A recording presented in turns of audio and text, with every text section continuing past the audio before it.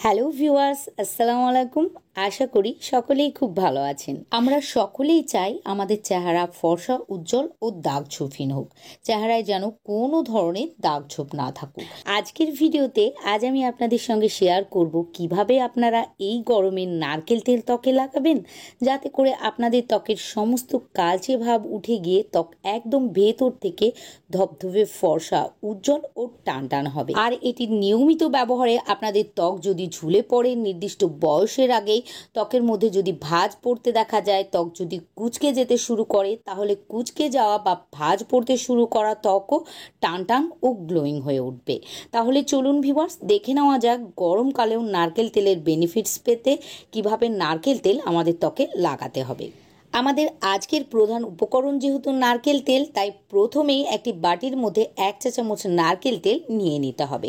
আমি এখানে parachute coconut oil ব্যবহার করছি, তবে আপনারা যদি পারেন তাহলে এক্সট্রা ভার্জিন কোকোনাট অয়েলই নিয়ে নেবেন, কেননা এটি ত্বকের জন্য বেশি ভালো। তবে যদি না পারেন তাহলে যে কোনো খাঁটি বিশুদ্ধ নারকেল তেল নিয়ে নেবেন, তাহলেও হবে। নারকেল তেল খুব লাইট হয়, তাই এটি ত্বকের গভীরে পৌঁছে ত্বককে হেলদি ও গ্লোয়িং রাখতে সাহায্য করে।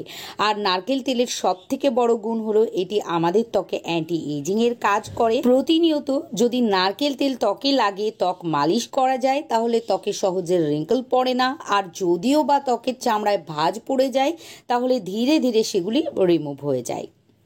এবার আমাদেরকে এর মধ্যে দিতে হবে 1 চুটকি কস্তুরি হলুদ গুঁড়ো। পারলে আপনারা কস্তুরি হলুদ গুঁড়োই ব্যবহার করবেন, কেননা এটি আমাদের স্কিন কেয়ারের জন্য বেস্ট। তবে আপনাদের কাছে যদি কস্তুরি হলুদ গুঁড়ো না থাকে, তাহলে এর পরিবর্তে কয়েক ফোঁটা কাঁচা হলুদের রস অথবা সামান্য পরিমাণে রান্নার খাঁটি হলুদ গুঁড়ো অ্যাড করতে পারেন। কস্তুরি হলুদ গুঁড়ো আমাদের ত্বকে অ্যান্টি এজিং এর কাজ করে। এটি নিয়মিত ব্যবহারে আমাদের ত্বকে সহজে বয়সকে ছাপকে পড়তে দেয় না, ত্বককে টান করে ধরে রাখে। সেই সঙ্গে ত্বকের কালচে ভাব ও ট্যানকে তুলে ফেলে ত্বককে ধবধবে ফর্সা বানাতে সাহায্য করে। এখানে আমি 1 চা চামচ নারকেল তেল ও 1 চুটকি কস্তুরি হলুদ গুঁড়ো নিয়ে খুব ভালোভাবে মিশিয়ে নিয়েছি। এবার এর মধ্যে 1 চা চামচ অ্যালোভেরা জেল অ্যাড করে দিতে হবে। আমি এখানে বাজারজাত অ্যালোভেরা জেল নিয়েছি, আপনারাও এটিই নেবেন। তাহলে রেমেডিটি ফ্রিজের বাইরেই 7 থেকে 10 দিন রেখে ব্যবহার করতে পারবেন। আর যদি গাছের অ্যালোভেরা জেল নেন তাহলেও হবে, কিন্তু আপনাদেরকে নর্মাল ফ্রিজে 4 থেকে 5 দিনের বেশি স্টোর করে রেখে আপনারা ব্যবহার করতে পারবেন না। অ্যালোভেরা জেল আমাদের ত্বককে ফর্সা বানাতে সাহায্য করে, ত্বককে ঠান্ডা রাখে, ত্বকের মধ্যে র্যাশ, দানা দানা, গুড়ি গুড়ি, ব্রণ ইত্যাদিকে হতে দেয় না। সেই সঙ্গে ত্বকের পিএইচ ব্যালেন্সকেও মেনটেন করে রাখে। এবার আমাদেরকে এর মধ্যে কয়েক ফোঁটা লেবুর রস দিয়ে দিতে হবে। লেবুর রসের মধ্যে ন্যাচারাল ব্লিচিং প্রপার্টিজ থাকে, ফলে আমাদের ত্বককে ন্যাচারালভাবে ব্লিচ করে ফর্সা উজ্জ্বল বানায় ও ত্বকের দাগ ছোপকে দূর করে।